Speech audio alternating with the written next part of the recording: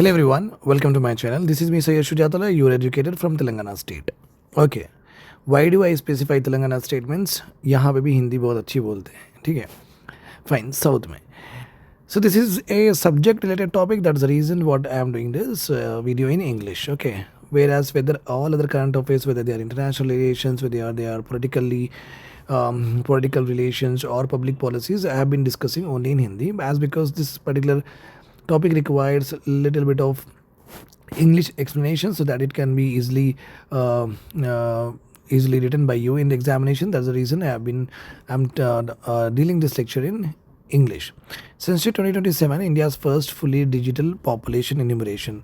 Fully means completely all the faces. Digital means either they are using website or any portal or any mobile app. Population means all of us. Enumeration is nothing but our socio-economic parameters. Okay, that I'll come to point in a bit. Let us go ahead and discuss. Launch and significance. Census 2027 will be India's largest ever population enumeration exercise because we are the country of 140 crore population, so it is going to be the largest till today in our country since the time of 1901 census, and it is also the largest in the world because we are the largest populous country at this point of time. The first to be conducted entirely through digital platforms is Census 2027. The initiative was soft launched not in a very big affair or any public meeting. A soft launch by the New Delhi Union Home Minister Amit Shah. Okay, from the PMO office directly it was launched, who also unveiled the mascots. Mascots represent a theme of the particular census.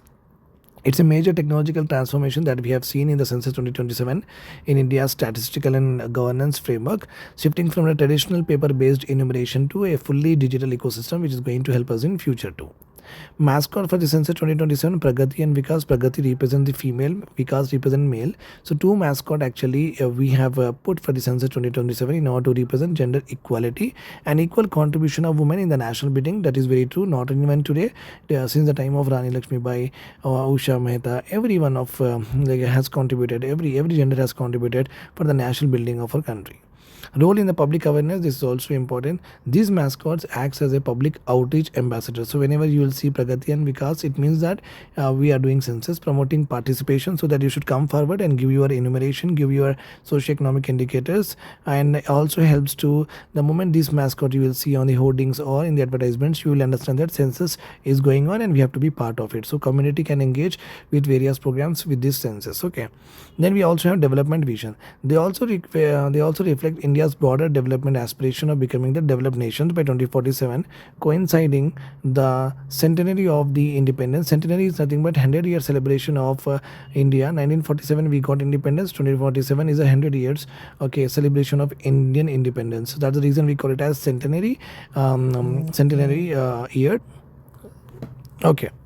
So that is 2047. That's why we have put it as Viksit Bharat. If you see the 2027 features you are having here.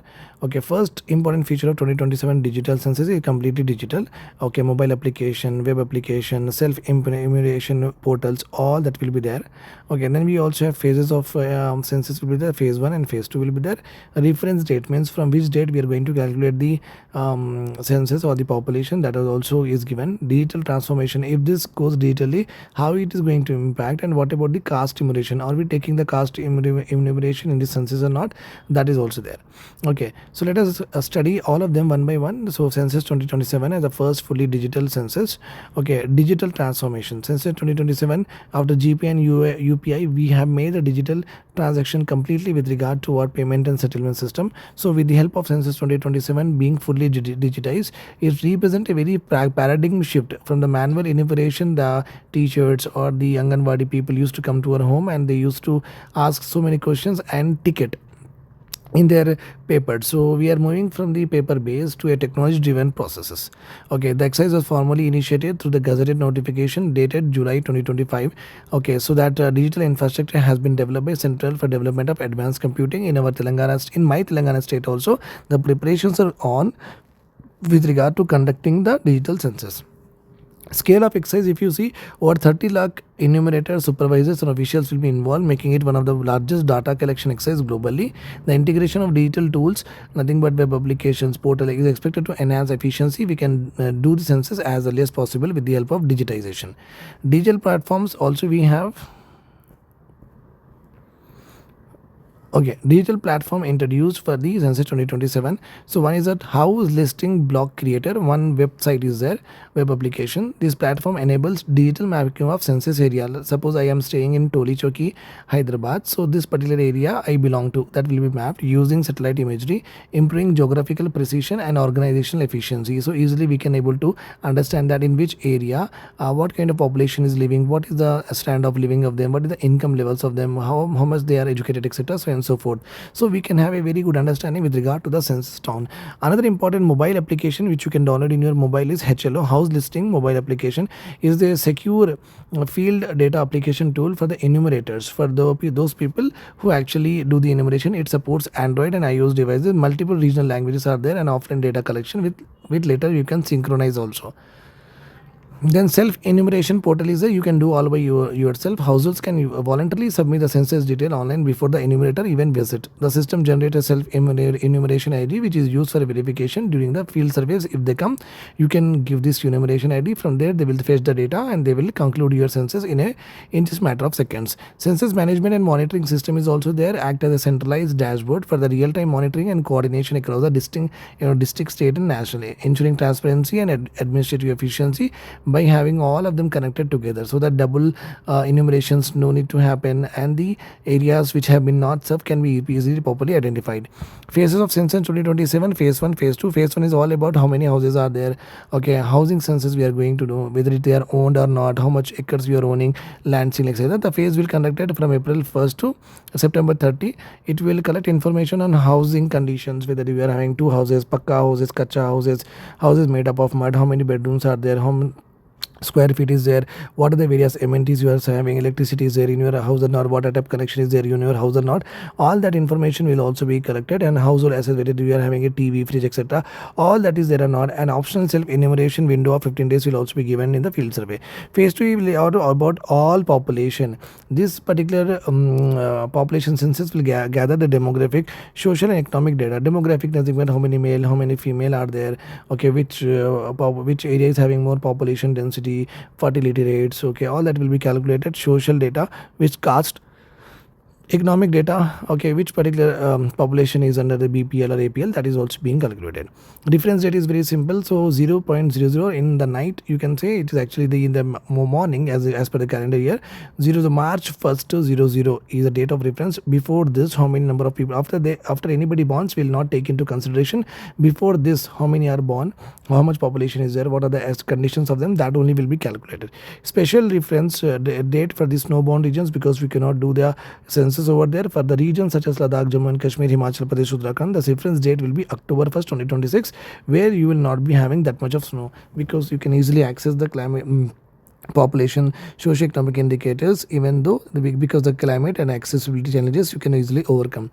And now, with the help of the digital census, you are going to transform the India, and I will have a very large governance impact. The first one here is transition to technology-driven enumeration. The adoption of smartphone-based application is expected to reduce manual errors. Okay, improve speed and streamline data compilation. You can easily submit, just like how if you want to go to the railway station and book a ticket, how difficult it is, and if you are doing it in the Abibus or Redbus, how easy it is, right? So that's why if they are coming and enumerating, it will take a very cumbersome process is there. Okay, launching of the data driven the technology mobile application will help to improve the speed, and also they can collect the data as early as possible and also accurate, because I am only filling it, right? Enhanced transparency through real-time system, real-time monitoring through digital dashboard, strengthens the administrative oversight, reduces delays, and enhanced transparency implementation. Citizen-led self-enumeration. In this particular, you know that already mobile application is given, in that you can self-enumerate yourself. You can tick whatever is given here. Whether you are having, you can tick yes. If not, you can tick into. That's all. It will be easily accessed by various other enumerators in national, district, or state level. Okay. Caste enumeration is there or not? How many SCs, BCs, STs are there? Whether this kind of population categorization is there or not. Formal inclusion of caste data is there for the very first time. The census will include structured caste related question finalized through consultation with relevant stakeholders, nothing but all political parties. And relevance for policy and governance, caste data will provide insights. With the help of it, the government of India can take decisions and can take initiate welfare policies, improved resource allocation, that which caste is getting less amount, which caste is well off, all that we can easily. So evidence based governance, we are moving to evidence based government with the help of the caste data.